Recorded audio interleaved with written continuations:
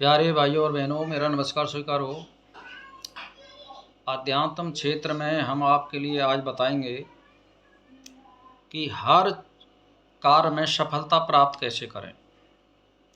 तो देखिए, कार्य में सफलता प्राप्त करने के लिए मैं सूत्र बता रहा हूँ, और उस अगर सूत्र पर आप चलते हैं तो हर कार्य में सफलता प्राप्त करेंगे, चाहे वो किसी भी क्षेत्र की कार्य हो, बशर्ते वो अशुभ कार्य ना हो और किसी को हानि देने वाला कार्य ना हो। तो देखिए, चाहे वो परमार्थ का कार्य हो या निजी कार्य हो, उसमें सफलता मिलती है। तो पहले नंबर तो ये देख लीजिए कि जब तक आपको सफलता नहीं मिले तब तक आपको अपना कार्य निरंतर जारी रखना चाहिए। पहले नंबर तो एक बात है, ये सूत्र है, यानी दीर्घकाल और निरंतर।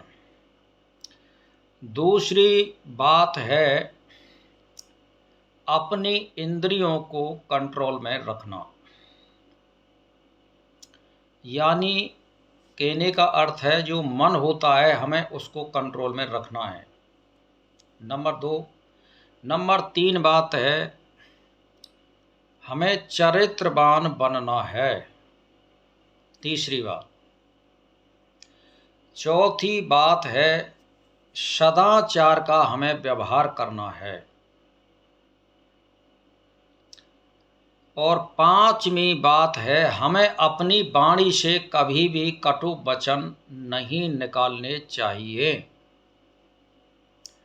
छठवीं बात यह है, अगर 2 आदमी या एक आदमी आपके पास आता है या कोई स्त्री आती है, उससे मतलब की बात करो, इधर उधर की बतराने की बात बिल्कुल मत करो। जितना आपको काम हो, आवश्यकता हो, उतनी बात करें। आगे के लिए बात को बिल्कुल विराम लगा दें। इधर उधर की किसी की बातों को आप ना बतराएं।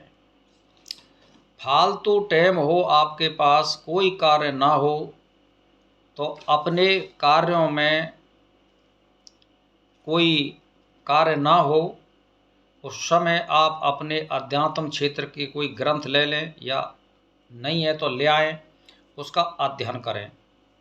अगर ग्रंथ भी नहीं है तो कोई आप मंत्र को ले लीजिए, उस मंत्र को रटते रहिए, और एक लक्ष्य बना लो कि हमें 10 माला करनी है, 20 माला करनी है।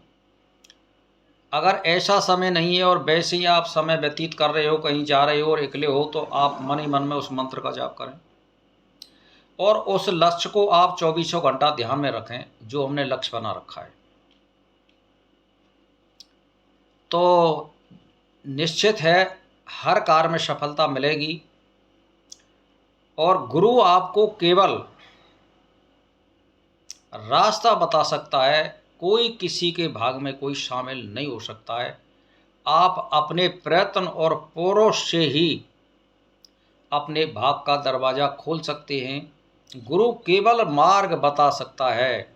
अगर गुरु किसी का उद्धार अगर कर देता है तो बैल, भैंसा, गाय, पशु, पक्षी, इनका उद्धार करो, देखो कैसे कर देता है। तो ये कहने की बात है, गुरु केवल आपको मार्ग बता सकता है।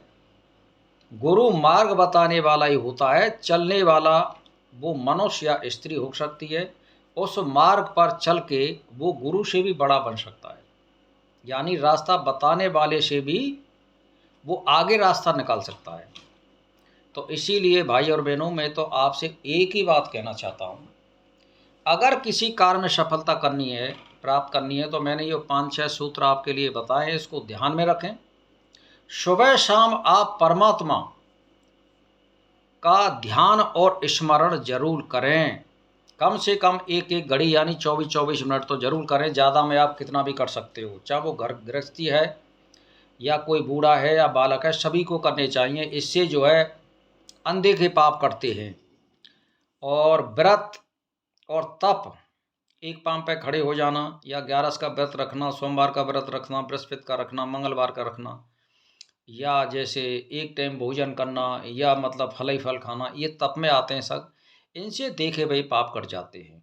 जो हमने देख लिए हैं, भुगत लिए हैं, लेकिन उनको पाप हमें पाप का दंड नहीं मिला है, तो वो इसमें कट जाते हैं। तो भाई और बहनों, इनको करते रहिए, कभी भी जीवन में आपको असफलता का मुंह देखना नहीं पड़ेगा। हाँ, दीर्घकाल और निरंतर करना पड़ेगा। साल और 2 साल के भरोसे मत बैठिए, आप दीर्घकाल और निरंतर लगे रहिए, तो सफलता निश्चित है जिस क्षेत्र में आप जाना चाहते हैं। तो बस इसी के साथ मेरा प्रणाम स्वीकार।